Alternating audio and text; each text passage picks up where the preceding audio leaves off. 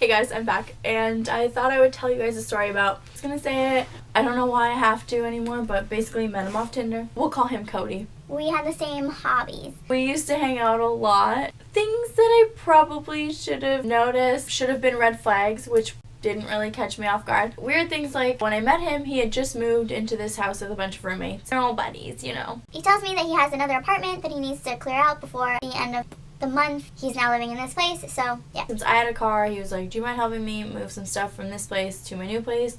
And since we were always hanging out, I was like, you know what, why not? So his best friend actually lived like right next door, so his best friend was like kind of helping us too.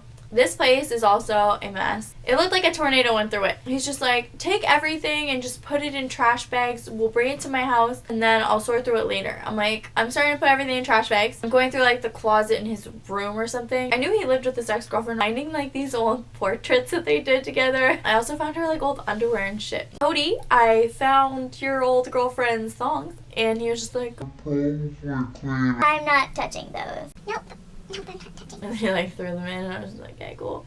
But when we were moving his apartment, he was also like, I don't know, he's like a piece of shit. The elevator would take a long time, or it would be like slow, and then you'd like start punching the elevator, and I'm just like, What the fuck are you doing? Do you think that's cool? Like, it's not gonna make the elevator go faster. Like, what the fuck are you doing? Like, what the fuck? that should have been like a red flag right there, but it wasn't. I still hung out with him. Pretty sure I was just bored and lonely, and that's why I hung out with this guy. But I'd sleep at his house or he'd sleep at my house. He was never on time. He was always like running late in the morning. Get your fucking shit together, man. Like, wake up and go to fucking work. And then when he would sleep at my house and I had to wake up in the morning, like, I'd be getting ready and he'd still be in bed sleeping. 15 minutes and it's like, I gotta be at work in 15 minutes. You better get the fuck up. Like, I gotta go. I gotta fucking go. Like, I'm not being late for you. I don't know why. He wasn't even that great.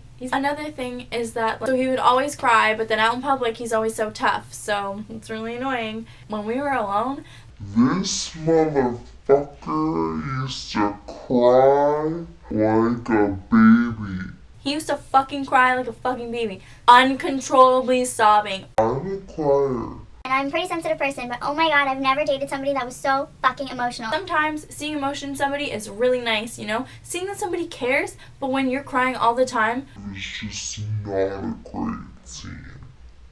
that happened. The day that we ended up, I guess you could say, breaking up, I didn't have my car. So I was relying on him to get me back in the morning.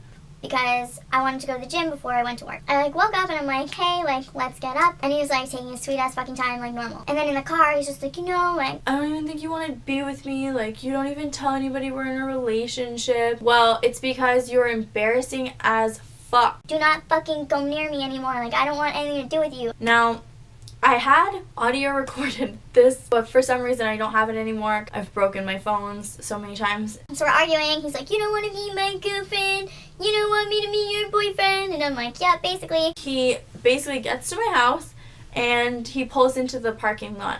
And at this point, I don't want him coming into my fucking apartment because, well, A, I still live with my dad. My dad doesn't like him, and I'm trying to avoid this blowing up any further. So he's like crying and screaming. And I'm just like, listen, like, you need to do your own thing. Like, we cannot be together. Like, this isn't working for me. Like, you make me extremely angry. All the time. I need to go, like, you need to leave. And then I got out of the car and he starts following me into my apartment. There's nothing more to talk about.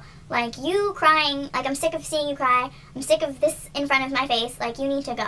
And he literally wouldn't leave. I then kicked a hole in my wall and it's now covered up by some artwork, but he was making me so angry. He was like, you really flipped out right there. Like, so I kind of like nudge him out of the door, gets out and he's like crying and he's like, I swear to God, I just left something in your house and I left something there in your room. I'll go fucking check for it. Like, you can stay here. So I'm standing there in the middle of the hallway in like my apartment lobby yelling at him, and my dad comes walking by. Yep. But I'm just like, what the fuck are you doing? What the fuck are you doing?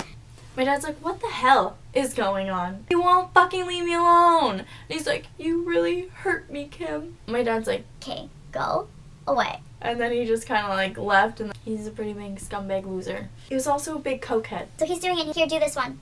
I was like, no, I'm good. He's like, yeah, do it. And I'm like, no, I'm not doing that. I don't want to. You can't tell me to do it. I'm not going to do it. Why don't you do it? Like, don't fucking tell me what to do, bitch. Like, do not. I'll make you cry. Anyways, that's the end of my story. I could probably go on for days about this motherfucker because he was such a fucking loser. Thanks for watching.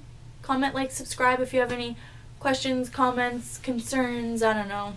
Sometimes I can't believe I even associated with people like that. Tinder's a mess. Have you ever dated anybody as fucking emotionally unstable as I have?